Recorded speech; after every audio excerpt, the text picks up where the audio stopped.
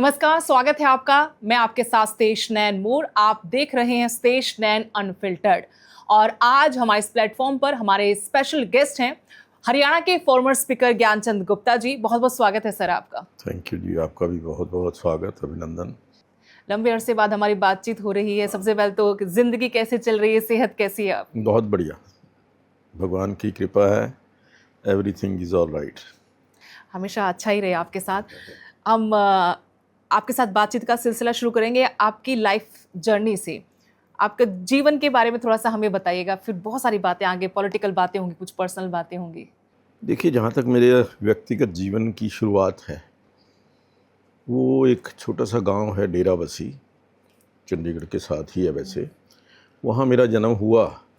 मेरी primary education जो थी वो डेराबसी की थी, लेकिन 1960 में चंडीगढ़ में हम शिफ्ट हो गए थे। पिताजी का कारोबार था, यहाँ पर आके कारोबार किया, वहाँ थोड़ा कारोबार में नुकसान हुआ था।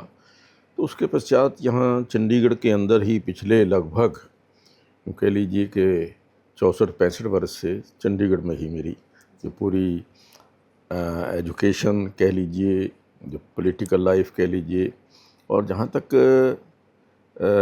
लाइफ के अंदर शुरुआत जो है मेरी राष्ट्रीय स्वयंसेवक संघ की शाखा में, मुझे इस बात का फ़ख्र है कि मैं 14 वर्ष की आयु में संघ की शाखा में गया। और आज मैं जो कुछ भी मुझे भगवान ने दिया है, संगठन ने दिया है, वो संघ की ही देन है। और संघ का मेरे जीवन के ऊपर काफ़ी बड़ा प्रभाव रहा।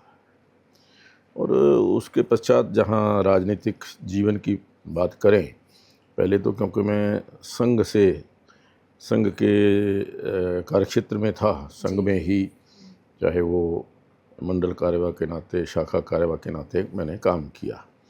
लेकिन उसके पश्चात जब इमरजेंसी लगी, इमरजेंसी के अंदर 1975 के अंदर एक काफ़ी बड़ा संघ के ऊपर प्रतिबंध आया, संघ को बैन किया। जिस प्रकार से स्वयंसेवकों को, जो पर्टिकुलरली राष्ट्रीय आरएसएस के जो स्वयंसेवक थे, उनके ऊपर जातियाँ हुई, तो उसमें कहीं ना कहीं मेरे जीवन के ऊपर भी उसका प्रभाव रहा। हालांकि मैं गिरफ्तार नहीं हुआ, लेकिन संघ की जो दिशा निर्देश थे उसके मुताबिक ही मैंने कार्य किया। और जब 1977 के अंदर एमरजेंसी हटी, तो एमरजेंसी के तुरंत बाद चुनाव आ गए। भारतीय जनसंघ जनता पार्टी में मर्ज कर गया, बाकी अदर पॉलिटिकल पार्टीज़ भी मर्ज हुई और जनता पार्टी बनी। जनता पार्टी के चुनाव में हमारे यहाँ चंडीगढ़ से मेंबर पार्लियामेंट कृष्णकांत जी को टिकट मिला था और उनको हमने जिताया। और लेकिन वो जो जीत कृष्णकांत जी को थी, वो शायद पची नहीं। कुछ ही देर के पश्चात उन्हें ड्यूअल मेंबरशिप का इशू रेज कर दिया पूरे देश के अंदर कि कोई भी संघ का कार्यकर्ता जनता पार्टी का सदस्य नहीं होगा और जनता पार्टी का सदस्य संघ के कार्य में भाग नहीं ले सकेगा। इस प्रकार का एक कंट्रोवर्सी खड़ी की गई। और उसके पश्चात, जैसा आप जानते हैं, 6 अप्रैल 1980 को भारतीय जनता पार्टी की स्थापना हुई। और मुझे इस बात का फ़ख्र है कि जिस दिन पार्टी की फॉर्मेशन हुई थी दिल्ली के अंदर, उस बैठक के अंदर भी मुझे जाने का अवसर मिला था। जो फिरोजशाह कोटला ग्राउंड के अंदर रैली हुई थी, वहाँ पर आदरणीय अटल बिहारी वाजपेयी जी, जो हमारे पहले भारतीय जनता पार्टी के राष्ट्रीय अध्यक्ष बने थे। और उसके पश्चात आज लगभग 1980 से लेकर के 2025 तक 45 वर्ष से लगातार भारतीय जनता पार्टी के अंदर विभिन्न जिम्मेवारियां जो भी संगठन ने सौंपी हैं, उनके ऊपर कार्य करता रहा। एक ये भी हम सुनते हैं लगातार, क्योंकि आपके संपर्क में भी हम रहे, कि अब आटा चक्की भी है आपकी चंडीगढ़ में। बिल्कुल, बहुत मैंने काम भी किया। और ये लोग आज भी एग्जाम्पल देते हैं कि हमारी जो फ्लोर मिल थी, कि वहाँ बहुत अच्छी क्वालिटी का आटा हम तैयार करते थे। और लोग अब भी अक्सर कहते हैं कि भी लाइन के अंदर लग कर के आटा लेना पड़ता था। तो वो जो एक क्वालिटी थी, वो हमने मेंटेन की और इसका हमें अच्छा एक रिस्पांस भी मिला और लोग आज भी उसको याद करते हैं। और वो मैं समझता हूँ कि मैं 2 बार चुनाव लड़ा पार्षद का चंडीगढ़ से। जी। आप ये मानेंगे कि नहीं कि एक सिर्फ सिंगल पैम्फलेट जिसके ऊपर लिखा था ज्ञानचंद गुप्ता राम फ्लोर मिल वाले, जी। तो वो जो उसी पैम्फलेट से मतलब वहाँ का भरोसा आपको चुनाव में काम आ रहा था। चुनाव में काम आया। एक जो क्रेडिबिलिटी होती है, राइट। क्रेडिबिलिटी आपके अगर किसी भी एस्टेब्लिशमेंट की है, किसी भी इंस्टीट्यूशन की है, वो आपके काम आती है। हमने देखा कि जब आप स्पीकर भी थे तब भी आप वहाँ जाकर बैठते थे, क्योंकि मैं वहीं सेक्टर 20 में ही रहती थी, तो वहाँ का आटा भी मैंने खाया हुआ है। तो वहाँ आप जाते थे बकायदा, मतलब अपनी जड़ें नहीं छोड़ी आपने नहीं कभी नहीं, भी। बिल्कुल बिल्कुल। देखिए वो क्योंकि वहीं से भगवान की कृपा से और एक जॉइंट फैमिली होने के नाते बड़े भाई साहब वहाँ देखते थे, लेकिन अक्सर मैं वहाँ पर जा कर के जब भी कभी मौका मिलता था तो वहाँ पर बैठता था, थोड़ा बहुत जो कोई काम करना होता करता था। लेकिन राजनीति में आने के बाद जी। पर्सनल कोई आपकी कोई काम काज देखना बड़ा मुश्किल है। आज राजनीति जो है 24 घंटे का, मैं कहूँगा फुल टाइम जॉब है। फुल टाइम जॉब है। तो इसलिए ज़्यादा ध्यान राजनीति में रहा और अल्टीमेटली अभी जो हम राम फ्लोर मिल, जो जिसको हम अभी भी लोग कहते हैं, लेकिन फिर वो क्योंकि कोई अपना घर का व्यक्ति नहीं था, बड़े भाई साहब थे, उनकी आयु ज़्यादा हो गई, उन्होंने कहा कि अब आगे काम नहीं करना, तो हमने वो अब रेंट आउट कर दिया उसको। जी। आरएसएस के ऊपर मैं आना चाहती हूँ। आरएसएस की विचारधारा को लेकर देश में हमेशा इससे डिबेट होती रही है, मतलब इसको लेकर कुछ इसके बहुत पक्ष में रहते हैं तो कुछ बहुत विपक्ष में रहते हैं, इसका विरोध करते हैं। लेकिन मैं आपसे समझना चाहती हूँ कि शाखाओं में क्या सिखाया पढ़ाया जाता है और क्या आरएसएस की विचारधारा है और उससे देश को फायदा है या फिर कट्टरता की तरफ देश जाता है? नहीं देखिए, जो लोग कभी संघ की शाखा में नहीं गए वो हमारी विरोध करते हैं क्योंकि उनको संघ के अंदर क्या सिखाया जाता है उस बात का ज्ञान ही नहीं है।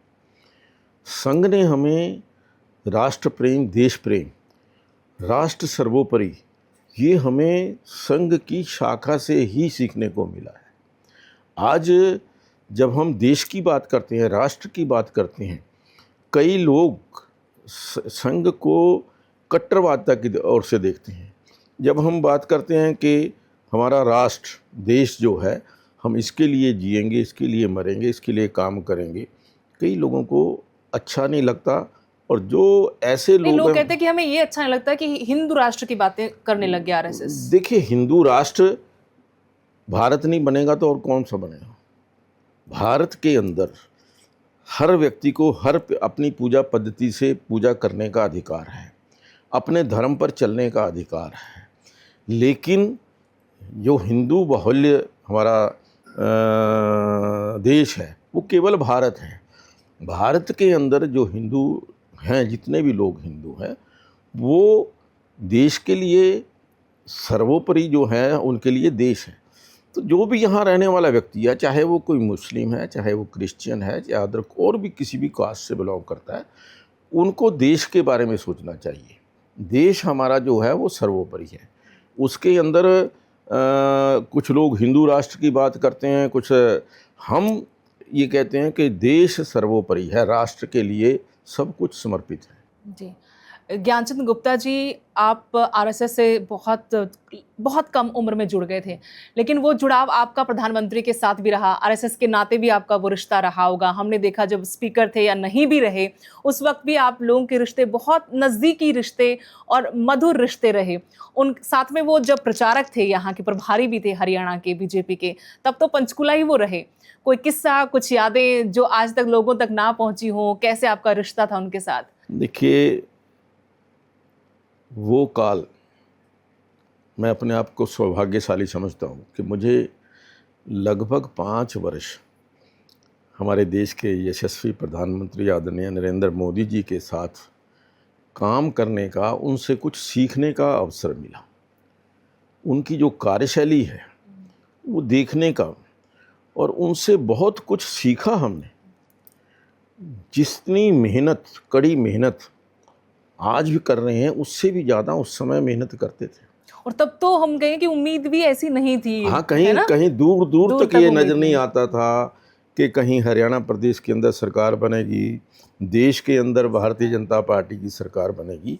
लेकिन मैं समझता हूँ कि आदरणीय नरेंद्र मोदी जी जैसे जो हमारे मार्गदर्शक हुए हैं, नेता हुए हैं, आज उन्हीं की मेहनत का परिणाम है कि जो हम सब लोग वो उसका सुख भोग रहे हैं।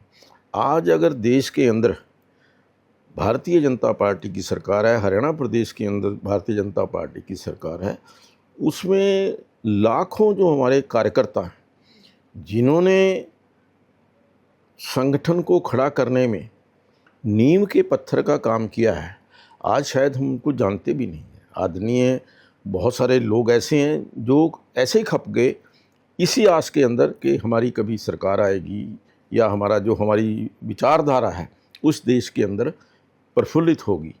और आज मैं समझता हूँ कि आदरणीय अटल बिहारी वाजपेयी जी, आदरणीय लाल कृष्ण अडवाणी जी, डॉक्टर मुरली मनोहर जोशी जी, कुशाभाऊ ठाकरे जी, सुंदर सिंह भंडारी जी, जो ऐसे मतलब नेता थे जिन्होंने ज़मीन के ऊपर काम किया।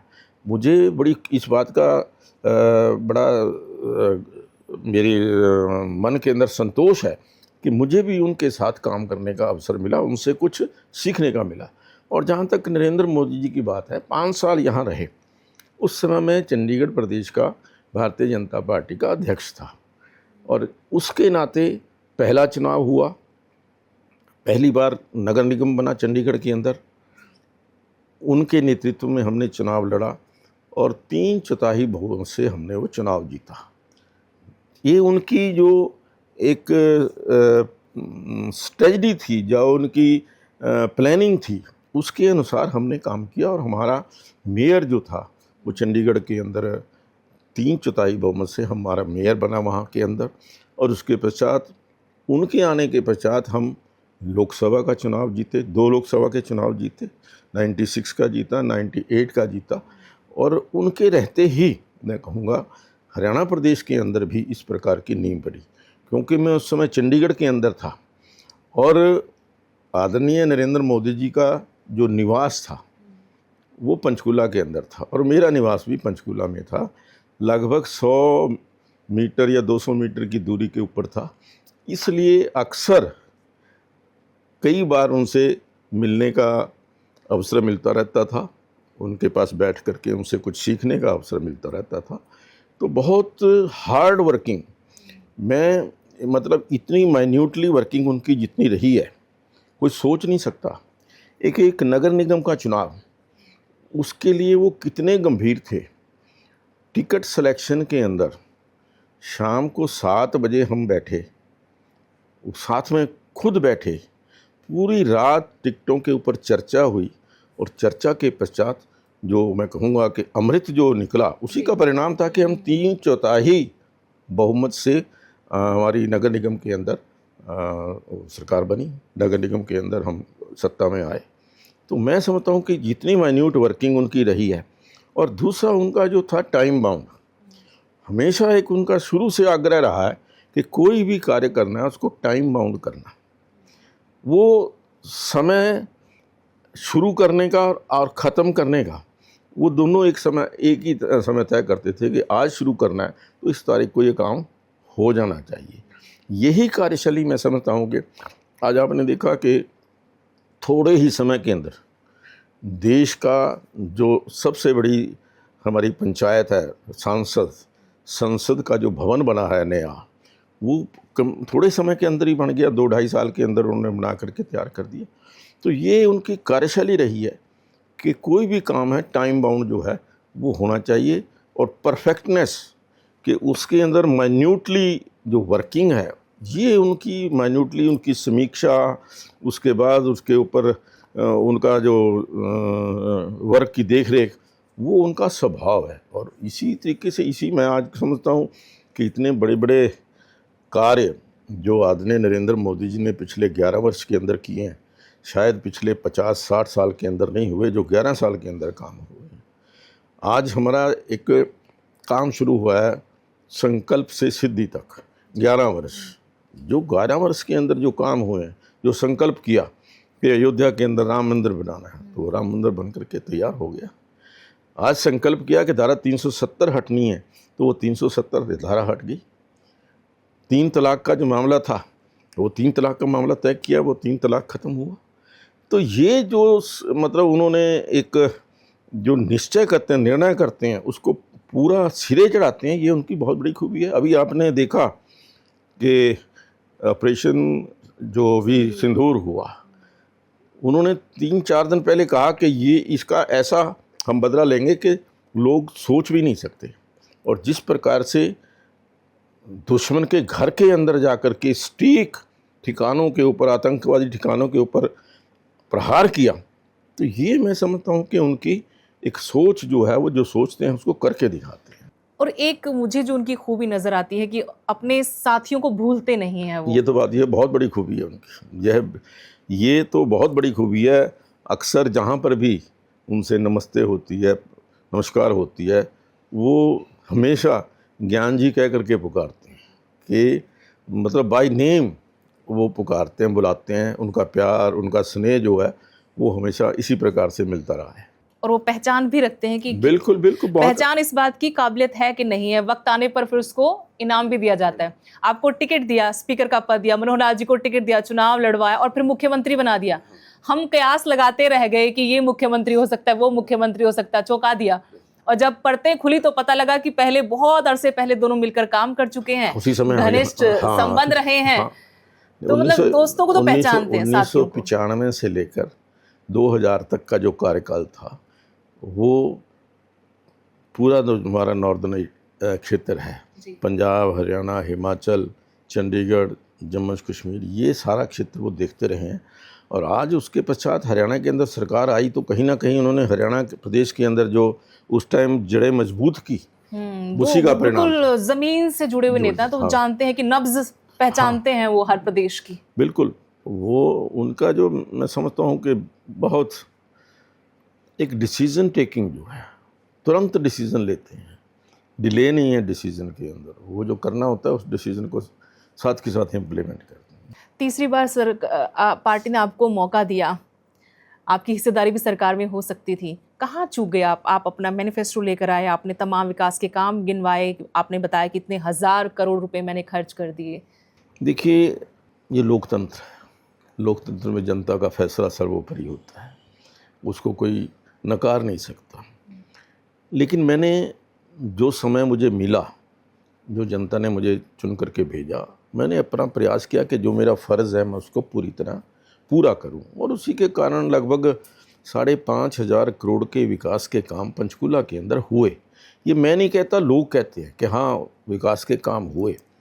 लेकिन अब की बार चुनाव के अंदर जिस प्रकार से एक माहौल पूरे हरियाणा प्रदेश के अंदर बनाया गया कि हरियाणा प्रदेश के अंदर कांग्रेस की सरकार आ रही है, कांग्रेस की सरकार आ रही है, और विशेष तौर पर जो कर्मचारी वर्ग था वो इस बात को लेकर के बहुत ज़्यादा उत्साहित था कि कांग्रेस की सरकार आ रही है। पंचकूला के अंदर क्योंकि बहुत ज़्यादा कर्मचारी और अधिकारी रहते हैं, कर्मचारियों का प्रभाव पंचकूला के अंदर देखने को मिलता है। तो यहाँ तो एक किस्म का ये तय ही हो गया था कि कांग्रेस की सरकार बन गई है। तो उसका जो इफ़ेक्ट है वो कहीं ना कहीं जो हमारे वोटर के दिमाग के ऊपर कि कांग्रेस की सरकार आ रही है, कोई काम करवाना है, व्यक्तिगत करना है, ये है, तो अगर कांग्रेस का प्रत्याशी जीत जाएगा तो हम सरकार में भागीदार बन जाएंगे। वो उस बात का इफ़ेक्ट जो है वो कहीं ना कहीं पड़ा। और लगभग 1000 वोट का ही फ़र्क था, 1900 वोट से हारे। तो लेकिन मैं समझता हूँ कि जनता का जो फैसला है वो सर्वोपरि है, उसको तो। लेकिन आप ये भी तो मानेंगे कर्मचारी नाराज थे, पेंशन को लेकर नाराज थे, और वो दीपेंद्र हुड्डा ने पूरी मुहिम चलाई, उनके साथ उनका समर्थन किया, यहाँ पर प्रदर्शन भी होते रहे। आपने देखा पंचकुला में सरपंच भी आकर बैठ गए, लाठीचार्ज उन पर हुआ। कई मुद्दे तो थे जो गंभीर थे। नहीं, मुद्दे तो थे, वो तो देखिए सरकार के सामने मुद्दे तो रहते ही हैं, चाहे वो विशेष तौर पर चाहे वो कर्मचारियों के मुद्दे हैं। कर्मचारी जो थे, चाहे वो अब हमारी आशा वर्कर, ये जो दूसरी क्या नाम आंगनवाड़ी वर्कर्स, और इन्होंने एक ऐसा पूरे प्रदेश के अंदर माहौल था। नेशनल पेंशन स्कीम वाला मामला वो भी बहुत बड़ा मुद्दा था, वो भी मुद्दा था। उसका इफेक्ट, उसी का इफेक्ट जो है, जहाँ जहाँ एम्प्लॉइज़ कम थे वहाँ कम देखने को मिला, जहाँ एम्प्लॉइज़ ज़्यादा थे वहाँ ज़्यादा हुआ। और एक बार और आप देखेंगे कि विशेष तौर पर जो हमारी अम्बाला लोकसभा क्षेत्र था, अम्बाला लोकसभा क्षेत्र के अंदर इस बात का बड़ा प्रभाव था कि सरकार आ रही है कांग्रेस की। हम 9 में से 3 सीटें ही अम्बाला लोकसभा में जीत पाए, और तीनों के अंदर जहाँ पर ट्रायंगल हो गया, ट्रायंगुलर कॉन्टेस्ट था, वो जीत पाए हम। जहाँ जहाँ डायरेक्ट कॉन्टेस्ट था वहाँ हमें सफलता नहीं मिली तो मतलब, तो इसलिए कहीं ना कहीं जो सरकार का प्रभाव है, मैं समझता हूँ कि वही एक कारण रहा जिसके कारण थोड़े से मतों से हम चूक गए। सरकार तो चलो बन गई, एक हिस्ट्री क्रिएट करते हुए तीसरी बार बीजेपी की सरकार बनी, ये भी अपने आप में इतिहास है। कैसे मुख्यमंत्री हैं नायब सिंह सैनी जी? आपने तो मनोहर लाल जी के साथ बहुत क्लोजली काम किया है। बिल्कुल, मैंने मनोहर लाल जी के साथ भी किया, और अब आदरणीय अपने नायब सिंह सैनी जी, मनोहर लाल जी ने भी बहुत मेहनत की है प्रदेश को खड़ा करने के लिए, प्रदेश के अंदर नए नए आयाम स्थापित करने के लिए मनोहर लाल जी ने भी बहुत काम किया। लेकिन संगठन का निर्णय हुआ कि मनोहर लाल जी को केंद्र में लेकर के जाना था।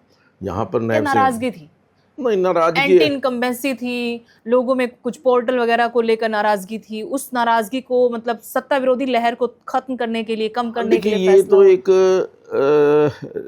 जो राष्ट्रीय स्तर के ऊपर निर्णय होते हैं, जो हमारी नेशनल लीडरशिप है वो तय करती है कि क्या उनके पास ज़्यादा खबरें रहती हैं, ज़्यादा उनके पास इन्फॉर्मेशन रहती है, वो ये तय करती है कि किसके नेतृत्व में चुनाव लड़ा जाए या ना लड़ा जाए। लेकिन आदरणीय मनोहर लाल जी ने भी बहुत काम जो है हरियाणा प्रदेश की उन्नति के लिए किए। पर्ची और खर्ची वाला जो मामला था, वो जो मामला ख़त्म किया, जो जॉब्स के अंदर जिस प्रकार से सिलेक्शन हुई और मेरिट के आधार पर सिलेक्शन हुई, तो वो एक क्रेडिट जो है मनोहर लाल जी को जाता है, उसको उन्होंने किया। और अब नायब सिंह सैनी भी कड़ी मेहनत, एक तो नायब सिंह सैनी जी की जो खासियत है कि वो बहुत मिलनसार है, सबको मिलते हैं। कोई छोटे से छोटा कार्यकर्ता आएगा और कहेगा कि सेल्फी, मुस्कुराहट रहती है, मुस्कुराहट हमेशा चेहरे पर मुस्कुराहट। रात के 12 बजे भी कोई पब्लिक का व्यक्ति मिलने के लिए जाता है, वो मिलने के लिए खड़े होते हैं वहाँ पर। तो इस प्रकार से जो उन्होंने जनता के साथ संपर्क बढ़ाया है, उससे जनता, आम आदमी, जो आम कार्यकर्ता है, वो बहुत खुश है। लेकिन काम हो रहे हैं नायब सिंह सैनी, क्या लोगों के काम कर रहे हैं? क्योंकि जितने लोगों से अभी तक मेरी इस पॉडकास्ट के जरिए बातचीत हुई, वो कहते हैं कि व्यक्ति बहुत अच्छे हैं। वो बीजेपी के नेता भी, विधायक भी, मंत्री भी कहते हैं, विपक्ष के कहते हैं कि व्यक्ति बहुत अच्छे हैं, मिलनसार हैं, सादगी है उनमें, और साफ सुथरी छवि के नेता हैं। लेकिन सुपर पावर कहीं और है, सुपर सीएम कोई और है, पावर नहीं उनके हाथ में। नहीं, ये तो ऐसा कुछ नहीं है। देखिए, सीएम होता है, डिसीजन सारे सीएम ही करते हैं। अब जो सीएम साहब ने अनाउंसमेंट की, आते ही 25,000 जो नौकरियां थी, जो युवा शपथ लेते ही सबसे पहले उन्होंने कहा था कि पहली कलम से उनको नौकरियां दूंगा, और उन्होंने नौकरियां दी। और जिस प्रकार से आज हर रोज़ नए प्रोजेक्ट्स, नई योजनाएं आज प्रदेश के अंदर लागू हो रही हैं, वो आदरणीय अपने नायब सिंह सैनी जी के नेतृत्व में, मैं समझता हूं कि अभी शुरुआत है। एक साल, अभी 6 महीने भी नहीं हुए, 6 महीने 2-3 महीने पहले मिले थे, लेकिन लोगों के अंदर इस बात का संतोष है कि नायब सिंह सैनी जी एक अच्छा व्यक्तित्व, एक मुस्कुराता हुआ चेहरा, मिलनसार व्यक्तित्व, और प्रदेश के लिए चिंता जिसके मन के अंदर है, वो भाई नायब सिंह सैनी जी कर रहे हैं। लेकिन मनोहर लाल भी मुख्यमंत्री रहते हुए ही आगे अगले चुनाव में जा सकते थे। आपसे पूछ रही हूँ सिर्फ मैं, कि पार्टी लाइन से नहीं पूछ रही कि पार्टी का डिसीजन था, हाईकमान का फैसला था। आपको क्या लगा, कहाँ कमी रह गई? 5 साल तो हमने भी देखा, हमने विश्लेषण किया कि खूब दबा के काम हुआ है। 5 साल के बाद जब दूसरी बार सरकार बनी, एक तो साठ गांठ की सरकार थी, फुल मेजोरिटी के साथ बीजेपी नहीं आई थी, जेजेपी के साथ जाकर सरकार बनानी पड़ी, उसमें कुछ फैसले ऐसे नहीं लगे आपको कि वहाँ मनोहर लाल जी के खिलाफ लोगों में गुस्सा बढ़ गया था? खासतौर पर पीपीपी का लगा लो आप, पोर्टल को लेकर लोग बहुत परेशान थे, कर्मचारी परेशान हो गए थे, आप उसको सत्ता विरोधी लहर भी कह सकते हैं कि एंटी इनकम्बेंसी होती, बहुत वक्त अगर कोई चेहरा है उसके खिलाफ कुछ ना कुछ तो ऐसा होगा। आपको क्या कमी लगी कि उनकी जगह फिर चेहरा बदलना पड़ा अचानक? इस बात का निर्णय तो देखिए राष्ट्रीय नेतृत्व करता है कि किस कार्यकर्ता के नेतृत्व में चुनाव लड़ा जाए, किस कार्यकर्ता को आगे बढ़ाया जाए और किस कार्यकर्ता को कहाँ पे एडजस्ट किया जाए। आदरणीय मनोहर लाल जी को केंद्र में ले जाने के लिए, उनको केंद्र में जाकर के आज वो केंद्रीय मंत्री हैं, केंद्र के अंदर एक बहुत बड़ी पोजीशन में हैं, उसके बाद कोई नया चेहरा कौन आएगा ये राष्ट्रीय नेतृत्व तय करता है। और उनके पास क्योंकि इन्फॉर्मेशन जो जैसा है, मेरे जैसे कार्यकर्ता के पास वो इन्फॉर्मेशन नहीं हो सकती जो हमारे राष्ट्रीय नेतृत्व के पास है।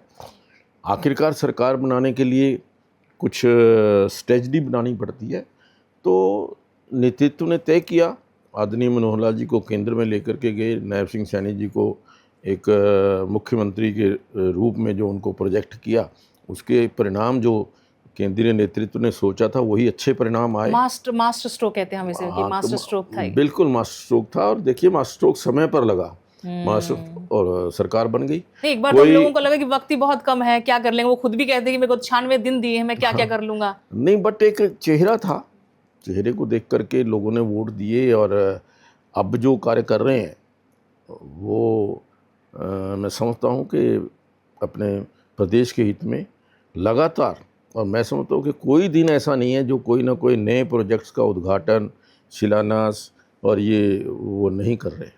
मनोहर लाल जी को लेकर अब और अटकलें भी हैं कि उनको और बड़ी जिम्मेदारी दी जा सकती है, पार्टी का राष्ट्रीय अध्यक्ष बनाया जा सकता है। इसके साथ साथ शिवराज सिंह चौहान भी रेस में हैं। आपको क्या लगता है, आप उन दोनों में से किसे चाहें कि पार्टी कमान सौंपी जाए? देखिए ये निर्णय तो राष्ट्रीय नेतृत्व करता है। हमारे लिए जो भी जिस भी अपने कार्यकर्ता को जिम्मेवारी मिलेगी, हमारे लिए तो एक राष्ट्रीय अध्यक्ष का जो पद है वो सम्मानीय है। उसमें एक से एक बढ़ कर के हमारे पास कोई कार्यकर्ताओं की कमी नहीं है, लीडर्स की कमी नहीं है जिनको हम राष्ट्रीय अध्यक्ष नहीं बना सकते। हमारे लिए तो सब एक संगठन के कार्यकर्ता हैं, पार्टी के कार्यकर्ता हैं। पार्टी का कार्यकर्ता ही देश का प्रदेश जो अध्यक्ष है वो बनेगा पार्टी का, तो इसलिए कोई भी कार्यकर्ता बने, हमारे लिए तो सभी सम्मानित हैं। अब मैं आती हूँ, आपका जो कार्यकाल रहा, स्पीकर आप बने, एक बड़ा गरिमामयपूर्ण एक पद होता है, लेकिन वहाँ पर हमने आपको बहुत संयमित भी देखा, वहाँ पर हमने बहुत एग्रेशन में भी आपको देखा।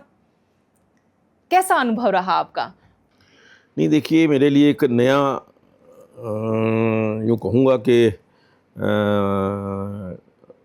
नई जॉब थी, लेकिन मुझे जो मैं एक बार 1 साल के लिए जब मेयर रहा, चंडीगढ़ का मेयर होने के नाते जो मुझे एक्सपीरियंस वहाँ था वो एक्सपीरियंस थोड़ा बहुत यहाँ पर काम आया, हाउस चलाने का वो यहाँ पर काम आया। और उसी को मद्देनज़र रखते हुए कई बार देखिए जो हाउस को चलाना वो स्पीकर की जिम्मेवारी है कि हाउस जो है वो ठीक चलता रहे।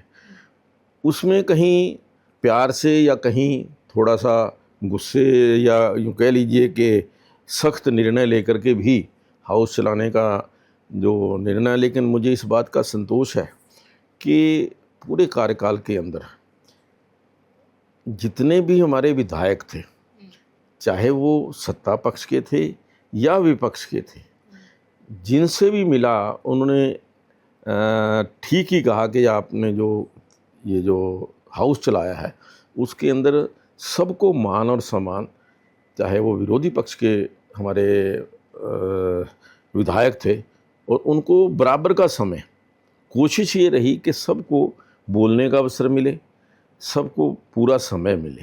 लेकिन जब भी हाउस चलाना ज्ञानचंद गुप्ता जी, तब सभी की नजरें रहती थी अभय चौटाला कब बोलेंगे, और आप दोनों की जो नोक झोंक होती थी वो हेडलाइंस बनती थी।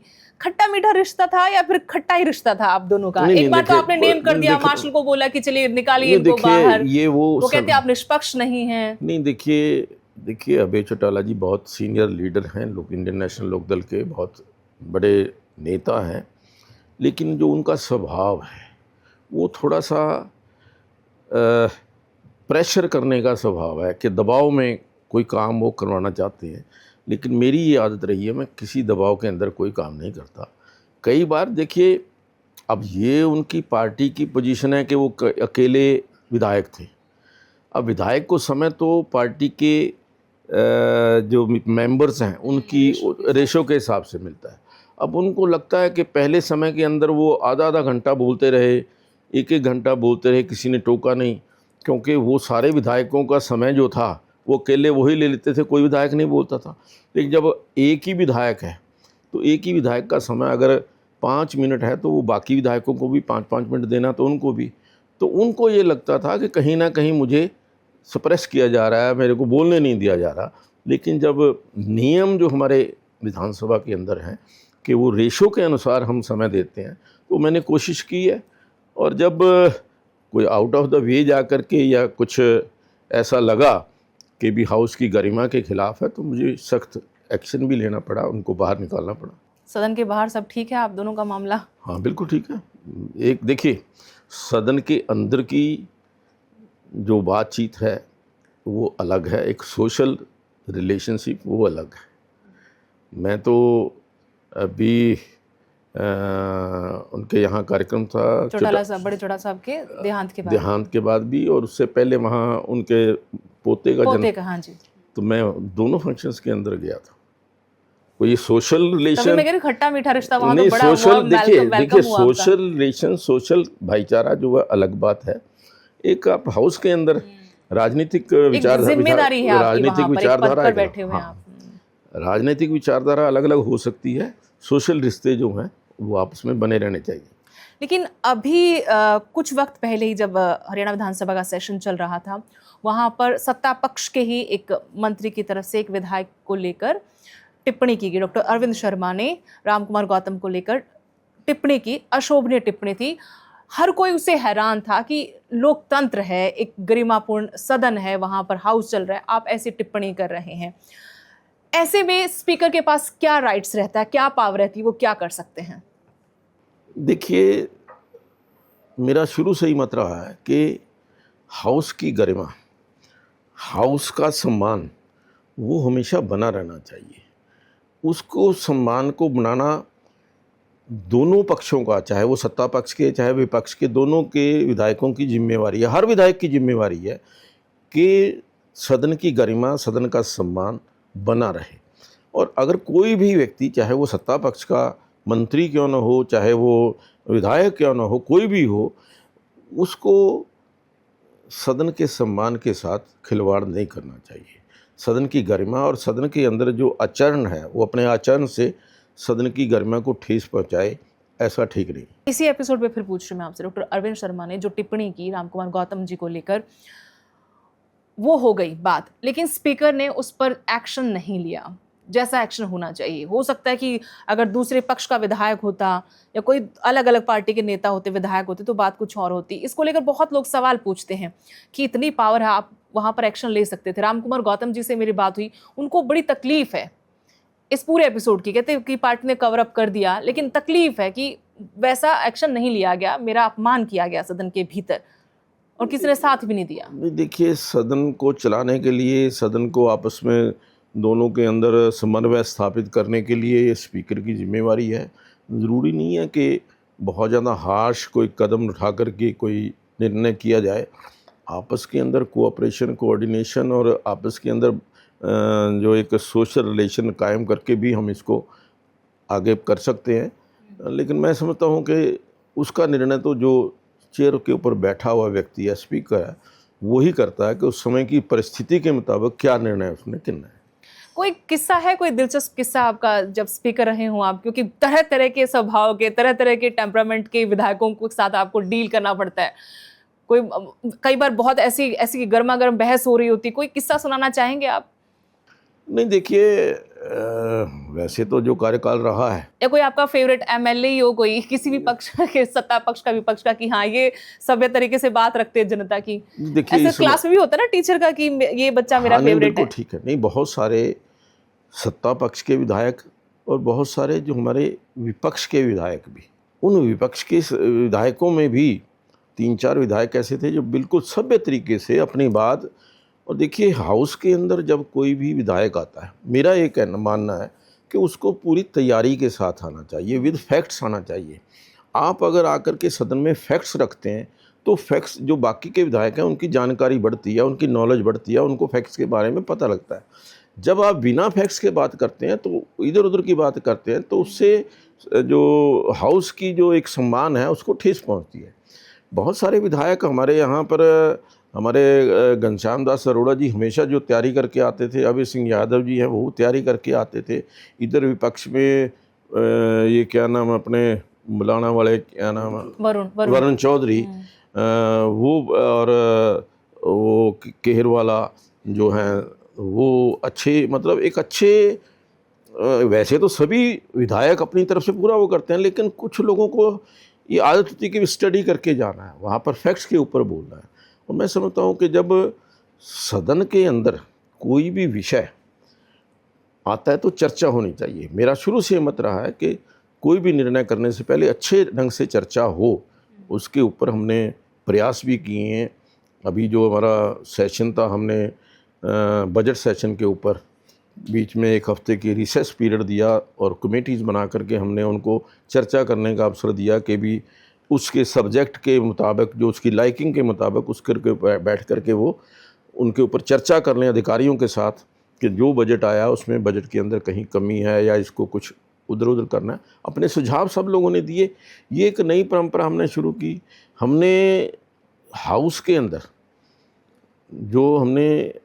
जो हाउस को ई विधानसभा, पेपरलेस जो आपने हाँ, ई विधानसभा, जी जी, एक स्वप्न था हमने उसको, काफ़ी दिन से चल रहा था, लेकिन उसको लग करके हमने उसको पूरा किया। और मेरा ख्याल है दूसरी या तीसरी विधानसभा थी पूरे देश के अंदर जो पूरी तरह से ई विधानसभा बनी। इसके अलावा हमने अब जो विधानसभा के अंदर पूरे का पूरा रिकॉर्ड जो पिछले 50 साल का था उसको डिजिटलाइज कराया, कंप्यूटराइज कराया। आज एक क्लिक के ऊपर पिछले 40 साल पहले की कोई घटना जो है हाउस की कार्रवाई वो आप देख सकते हैं। तो इस प्रकार से हमने कुछ कोशिश की कि जैसे हमारे विधायक थे उनको प्रश्नकाल जो था, प्रश्नकाल के अंदर समय थोड़ा होता है, 1 घंटा होता है, उसके अंदर थोड़ा समय मिलता है। हमने एक परंपरा शुरू की कि कोई भी विधायक 1 महीने के अंदर 3 प्रश्न लिखित रूप से वो किसी भी डिपार्टमेंट से वो पूछ सकता है, जानकारी ले सकता है। तो उसका जवाब भी जो है 20 दिन के अंदर आना चाहिए। और हमने यहाँ तक कि जो कमेटी थी, जो प्रोटोकॉल कमेटी के अंदर बहुत सारे अधिकारियों को जिन्होंने प्रोटोकॉल फॉलो नहीं किया, कुछ हमारे विधायकों ने शिकायत की, उसके ऊपर एक्शन भी लिया और उनका समाधान भी किया। एक अधिकारियों के मन में अपने विधायक के प्रति सम्मान, वो एक हमने कायम करने की कोशिश की। ज्ञानचंद गुप्ता जी, जब आप स्पीकर थे तब नई विधानसभा का मुद्दा बहुत गरमाया। आपने भरपूर कोशिश की कि इसका कोई हल निकले और नई विधानसभा का जो भवन है हरियाणा के लिए वो बने। इसको लेकर पंजाब ने बहुत आपत्ति दर्ज कराई और जो एनओसी केंद्र से मिली उसको लेकर बहुत सारी गफलत रही, मतलब कंफ्यूजन रहा कि क्या वाकई में ज़मीन मिल गई है या सिर्फ एनओसी मिली है, क्या ये पूरा मामला है, पंजाब के गवर्नर कुछ कह रहे थे। वो पूरा किस्सा बताइए और क्यों हम अपना हक पंजाब से नहीं ले पाते। ये सिर्फ एक मामला, आगे बहुत सारे मामले मैं उठाऊंगी आपके साथ। देखिए, जहाँ तक विधानसभा भवन की बात है, जो बात आज हम सोच रहे हैं, मुझे लगता है कि आज से 10-15 साल पहले इसको सोचना चाहिए था। वर्ष 2029 के अंदर नए परिसीमन के बाद जो विधानसभा बनने वाली है, जैसा जानकारी सूत्रों से मिल रही है कि विधानसभा के अंदर कम से कम 115 और 125 के बीच में विधायक होंगे। आज जो हमारी विधानसभा की स्थिति है, जो हमारा विधानसभा की हॉल है जिसके अंदर अपने माननीय विधायक बैठते हैं, वो 90 है। 90 के अलावा अगर 2 विधायक भी और हमें बिठाने पड़ जाएं तो आज वहाँ पर जगह नहीं है। हमें क्या आज सोच कर के नया कोई विधान भवन जो है कि 2029 के अंदर जब 117 या 125 एमएलए जितने भी आएंगे उनको बिठाने की व्यवस्था नहीं करनी चाहिए? क्या एक अच्छी विधानसभा, जिस विधानसभा के अंदर अच्छी प्रेस गैलरी होनी चाहिए, ये 1966 की प्रेस गैलरी जो बनी हुई है उसके अंदर केवल 30 पत्रकार बैठने की व्यवस्था है। आज 1966 के अंदर जो समाचार पत्र थे, आज उसके बाद प्रिंट मीडिया के बाद इलेक्ट्रॉनिक्स मीडिया आ गया, सोशल मीडिया आ गया, हज़ारों की तादाद के लाखों की तादाद में समाचार पत्र आ गए। तो वहाँ अच्छी एक प्रेस गैलरी नहीं होनी चाहिए, प्रेस की बैठने की व्यवस्था नहीं होनी चाहिए। हमारे जो मंत्री हैं, हर विधानसभा के अंदर मंत्री के बैठने के लिए अलग से कमरा जो है वो बना हुआ है, उसके स्टाफ का कमरा बना हुआ है। यहाँ किसी भी मंत्री के बैठने के लिए कोई व्यवस्था नहीं है। जितनी हमारी कमेटीज़ हैं, स्टैंडिंग कमेटीज़, जितनी भी हमारी विधानसभा की कमेटियाँ हैं, किसी एक कमेटी के चेयरमैन को बैठने की व्यवस्था वहाँ पर नहीं है। तो ये सारी चीज़ें एक अच्छी विधानसभा के लिए बहुत आवश्यक है और उसके लिए ही मैंने ये समझ करके सोच करके एक प्रस्ताव किया था कि नई विधानसभा का भवन जो है वो बनना चाहिए चंडीगढ़ में। जहाँ तक एनओसी की बात है, पहले चंडीगढ़ ने एक ऑब्जेक्शन लगाया था कि हमें जो ज़मीन आप बदले में दे रहे हैं वो उसके ऊपर फॉरेस्ट का एनओसी नहीं है, फॉरेस्ट का हमें एनओसी दोगे तब देंगे। वो मैंने केंद्र में आदरणीय भूपेंद्र यादव जी जो मंत्री थे उनसे बातचीत करके उनको सारी परिस्थिति बता करके वो एनओसी भी आ गई थी, लेकिन अभी क्या परिस्थिति है लेटेस्ट मुझे जानकारी नहीं है। लेकिन यहाँ जो जमीन दी बदले में, उसको लेकर भी पूर्व से भूपेंद्र सिंह हुड्डा ने आपत्ति जताई कि हमारा हक बनता है, हम बदले में जमीन क्यों देंगे? देखिए, जितना आज 40% और 60% के अंदर विभाजन था, वो जब 1966 के अंदर हुआ उसके मुताबिक जो बिल्डिंग या जो हिस्सा जाना था वो वहाँ चला गया, ज़मीन जानी थी, भवन जाना था, वो चला गया। उसके बाद अगर हम अब और कुछ मांगते हैं, उसके लिए हरियाणा विधानसभा जो हरियाणा का हिस्सा है वो उससे ज़्यादा होगा। तो इसलिए वो इससे पहले भी जो हुई हैं, आप देखिए पंजाब का मिनी सेक्रेटेरिएट बना है, हरियाणा का मिनी सेक्रेटेरिएट बना है, वहाँ पर ज़मीन दी गई है। पंजाब की जो पुलिस का जो कार्यालय हेडक्वार्टर है वहाँ ज़मीन दी है। ये कोई पहली बार ज़मीन का आदान प्रदान नहीं हो रहा, पहले भी ज़मीन इस प्रकार से चंडीगढ़ प्रशासन ने दी है। और मैं समझता हूँ कि जब हमने कहा कि हम ज़मीन के बदले ज़मीन देने के लिए तैयार हैं, और मैं तो ये समझता हूँ कि चाहे हमें उसकी कीमत भी देनी पड़े, वो भी कीमत दे करके हमें जल्दी से जल्दी विधानसभा का भवन जो है चंडीगढ़ में बनाना चाहिए। क्या पंजाब बड़े होने का फर्ज नहीं निभा रहा, उल्टा बड़े होने की वजह से वो हरियाणा को दबाता रहा है अधिकारों को? पीयू में कॉलेज वगैरह का मसला भी उठा था, उस वक्त कहा कि बंसीलाल तो खुद सौंप गए थे सारा अधिकार। नहीं, देखिए, वो एक मैं समझता हूँ कि हरियाणा और पंजाब के जो रिश्ते रहे हैं छोटे भाई और बड़े भाई के रहे हैं, लेकिन बड़े भाई का जो फ़र्ज़ है वो पंजाब वो निभा नहीं रहा, समय समय पर देखने गया। अभी इसी विधानसभा के अंदर देखिए, जब विभाजन हुआ 1966 के अंदर 60% हिस्सा विधानसभा का वो पंजाब को मिलना था और 40% हमें, लेकिन हमें आज तक केवल 28% हिस्सा मिला है, 12% हिस्सा अभी भी पंजाब के कब्ज़े में है। ये किसकी कमी है लेकिन इतने सालों तक दबा हुआ है? देखिए, ये मैं समझता हूँ कि जो इश्यूज़ तुरंत अगर रेज़ किए जाते 1966 के अंदर जब डिमार्केशन हुई तो शायद उस समय हल करना ज़्यादा आसान था। आज थोड़ा सा उनको ये लगता है कि जो हमारा हक है, जो उनके पास, हालांकि हरियाणा का हिस्सा उनके पास है, वो हक या वो जो उनके पास कब्जा है वो छोड़ते हुए उनको थोड़ा सा महसूस होता है कि शायद हमारे हाथ से कुछ जा रहा है। लेकिन वो हिस्सा जो है वो हमारा हरियाणा का है। नहीं सर ये तो है कि हम चाहे विधानसभा में हिस्सेदारी की बात करें, पीयू में अपने कॉलेज के हिस्से की बात करें, या फिर हम बात करें एसवाइएल के पानी की, सुप्रीम कोर्ट से भी रास्ता साफ हो गया है, आदेश जो आया, फरमान जो आया है, फैसला हमारे हक में आया है, बीबीएमबी में पानी का मसला हो, हर जगह लगता है कि हरियाणा सरकार से बेबस है और पंजाब वाले मनमानी करते हैं, सदन बुलाते, प्रस्ताव पास करते थे, कभी कैप्टन अमरिंदर सिंह तो कभी भगवंत मान। नहीं देखिए, ये पंजाब एक बॉर्डर स्टेट है, एक नाजुक स्टेट है। बहुत सारे निर्णय इस चीज़ को ध्यान में रख कर के किए जाते हैं कि जो पंजाब है उसके अंदर शांति बनी रहे, पंजाब के अंदर कोई अव्यवस्था किसी भी प्रकार से, कोई एजिटेशन या किसी प्रकार से ना हो।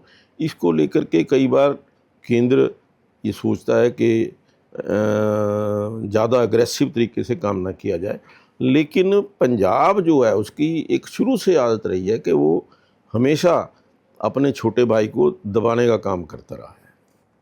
आपको लगता है कुछ हल होगा इन मुद्दों का जो साझे मुद्दे हैं सालों से, देखिए विभाजन के वक्त से अब तक? देखिए, मुद्दों का हल होना चाहिए, इसमें कोई दो राय नहीं है, लेकिन जब तक टेबल पर बैठ कर के, मेज़ पर बैठ कर के आदान प्रदान हो करके जो भी बातचीत है तब तक नहीं होती, तब तक। लेकिन टेबल पर भी बुलाया गया उनको, तो वो तो टेबल पर भी नहीं आते। वो आते नहीं है, तो यही तो है ना। तो अब देखिए, इसके बारे में ये बड़ा सेंसिटिव इशू है, बहुत सारे इश्यूज़ हैं जो पंजाब और हरियाणा के बीच में चले हुए हैं, इनको लेकिन खामियाजा जनता को भुगतना पड़ता है। अभी हमने देखा जब बीबीएमबी पानी बंटवारे को लेकर मामला था, पंजाब ने पानी देने से मना कर दिया, तब हमने देखा 5-6 जिलों में तो बहुत बुरे हाल थे, टैंकर माफिया एक्टिव हो गया वहाँ पर, लोग बूंद बूंद पानी को तरसने लग गए।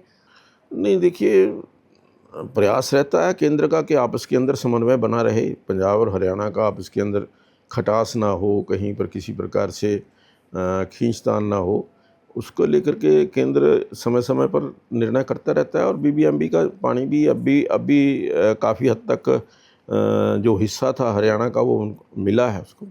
वो 21 तो रिन्यू हो जाता है। अब मैं आती हूँ कुछ और मुद्दों पर आती हूँ। एक बीजेपी के राज्यसभा सांसद हैं रामचंद्र जांगड़ा जी, उनकी बयानबाजी को लेकर आपसे मैं सवाल करना चाहती हूँ। ऑपरेशन सिंदूर को लेकर पहले भी उनकी बयानबाजी पर सरकार भी झेपी, बीजेपी को भी थोड़ा सा चुप रहना पड़ा और बैकफुट पर आई पार्टी भी। अब एक बार फिर से ऑपरेशन सिंदूर को लेकर जहाँ तमाम तरीके से बातें हो रही हैं, पीड़ित परिवारों के साथ संवेदनाएं हैं सरकार की, आम जनता की, वो वीरांगनाएं नहीं हैं जो वहाँ महिलाएं थी, ऐसे बयानबाजी करते हैं। देखिए, मेरा ये मानना है कि कोई भी पब्लिक फिगर है, कोई भी, चाहे वो विधायक है, सांसद है, मंत्री है, उनको बयान देते समय, कोई भी स्टेटमेंट इशू करते समय सभी पक्षों को ध्यान में रख करके बयान देना चाहिए, और किसी की फीलिंग्स को हर्ट होती हैं तो उससे बचना चाहिए।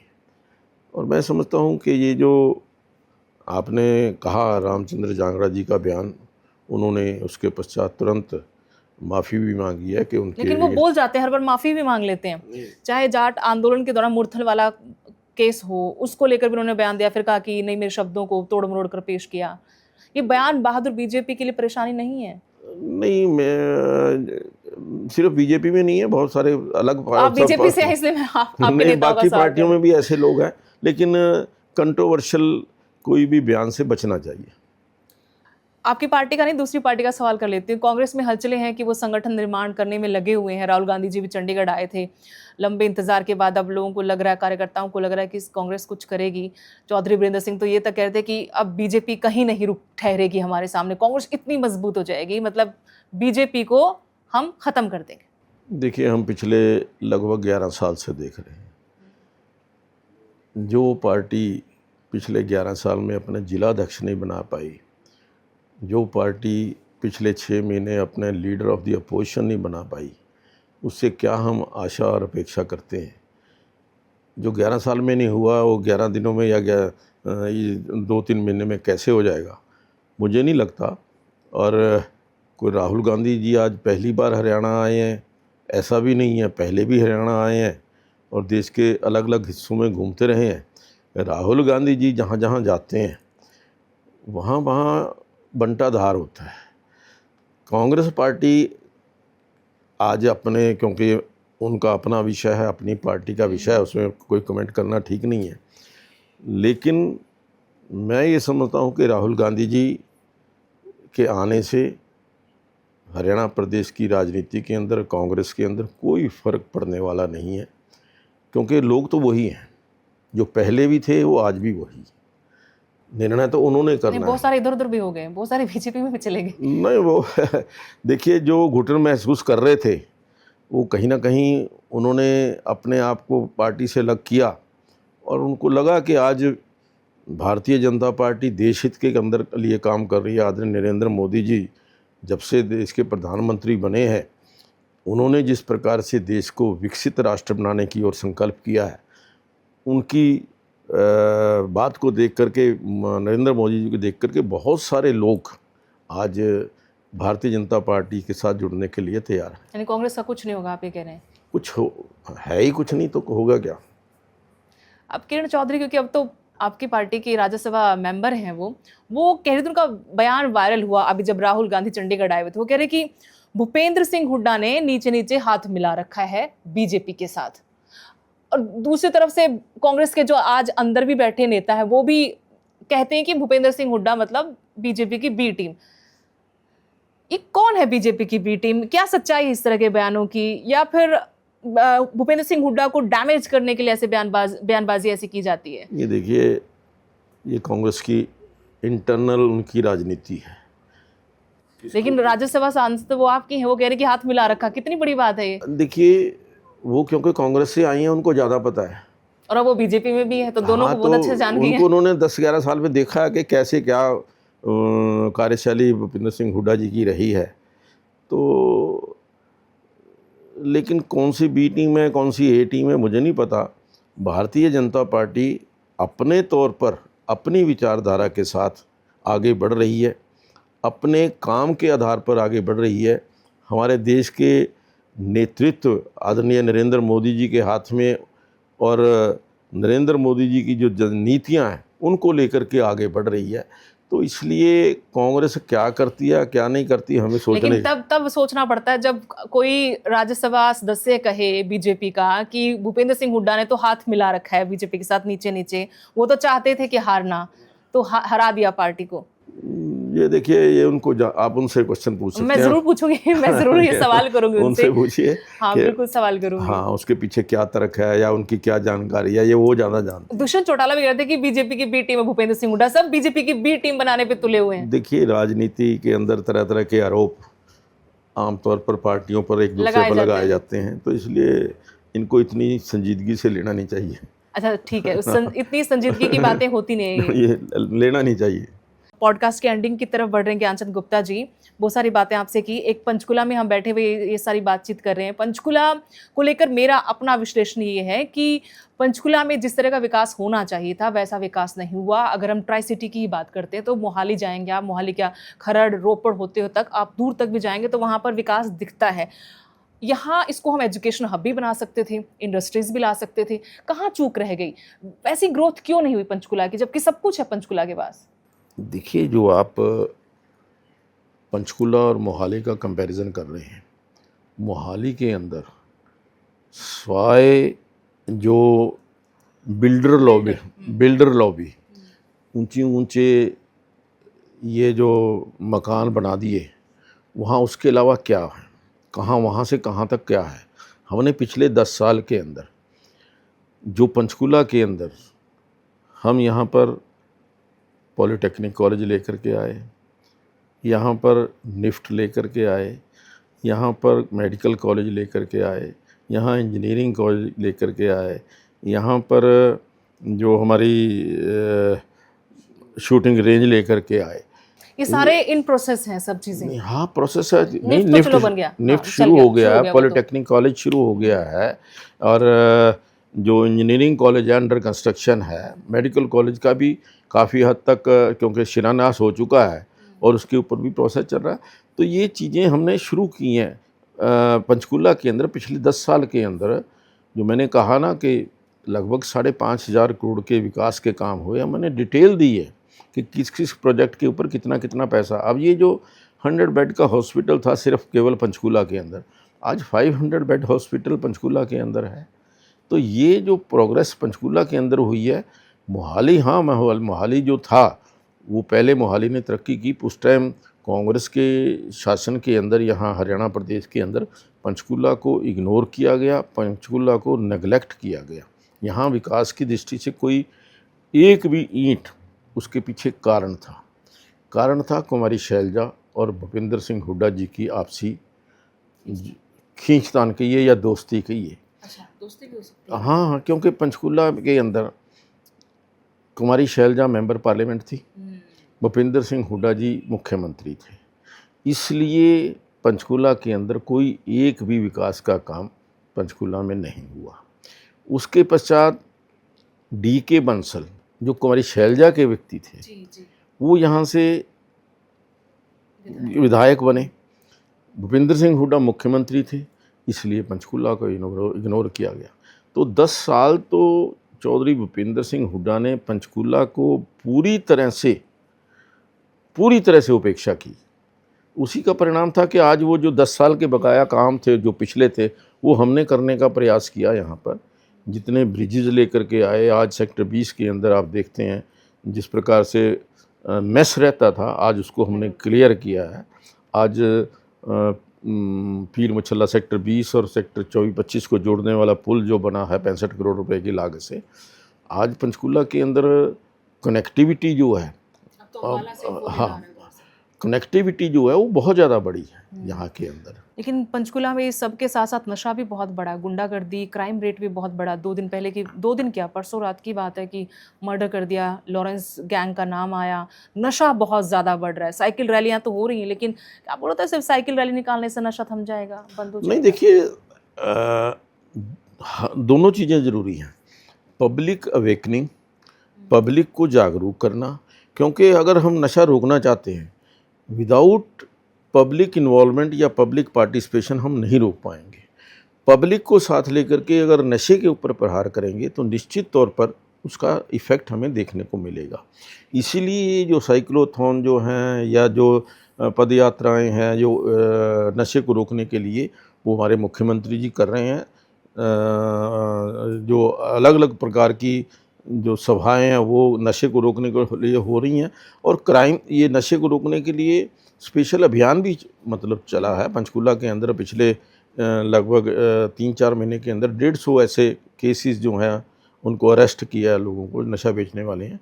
लेकिन मैं ये समझता हूँ कि नशे को अगर हमें रोकना है, उसके लिए हमें कानूनों के अंदर परिवर्तन करना होगा, कानून सख्त बनाने होंगे। आज क्या है कि जो नशा बेचने वाले जो हैं वो तीसरे दिन बेल लेकर के आ जाते हैं, वो कहीं ना कहीं, और इसके ऊपर स्ट्रिंजेंट जो है ना मेजर्स जो हैं, जो कानून बनाने की आवश्यकता है। बुलडोजर वाला काम भी करना पड़ेगा यहाँ पर नशे को रोकने के लिए। बिल्कुल, देखिए, जो भी नशे को रोकने के लिए काम करने की आवश्यकता है वो हमें करना पड़ेगा, तभी हम नशे को रोक पाएंगे। और मैं ये समझता हूँ कि इसके पीछे मेरी ये अपनी मान्यता है कि ये नशे का जो प्रभाव है, ये जो दूसरी विदेशी ताकतें हैं, देश की जवानी को कमज़ोर करना चाहती हैं। नहीं, पहले हम कहते थे उड़ता पंजाब, अब हम देखते हैं कि उड़ता हरियाणा हो गया है। पंजाब तो क्या सुधरेगा, पड़ोसी राज्य हरियाणा का बुरा हाल नहीं, है। देखिए, इसका प्रभाव जहाँ तक मैं समझता हूँ, पंजाब के साथ जो लगते हुए एरियाज़ हैं, जो पंजाब की बाउंड्री के साथ टच कर रहे हैं, वहाँ नशे का प्रभाव कुछ क्षेत्रों के अंदर देखने को मिल रहा है, और सरकार उसके ऊपर पूरी तरह प्रयास कर रही है।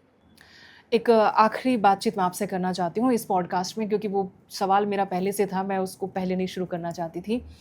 कहते कि बुजुर्ग पिता के कंधे पर सबसे बड़ा बोझ होता है अपने बेटे की, जवान बेटे की अर्थी उठाना। आपने वो दर्द झेला है सर। अश्विनी गुप्ता, 26 साल के आपके बेटे कार एक्सीडेंट में। बिल्कुल, वो बड़ा मेरे जीवन के अंदर एक बहुत बड़ा वो ऐसा टाइम था। मुझे याद है जिस टाइम ये हादसा हुआ तो एक व्यक्ति मुझे मिले, कहने कि भाई साहब आपके सामने दो रास्ते हैं। एक तो क्या ये कहलवाना चाहेंगे आप कि अश्विनी की मृत्यु के बाद ज्ञानचंद गुप्ता बिल्कुल ख़त्म हो गया, या अश्विनी गुप्ता की जो यंग बेटे की मौत के बावजूद भी ज्ञानचंद गुप्ता जो है वो समाज के अंदर खड़ा है।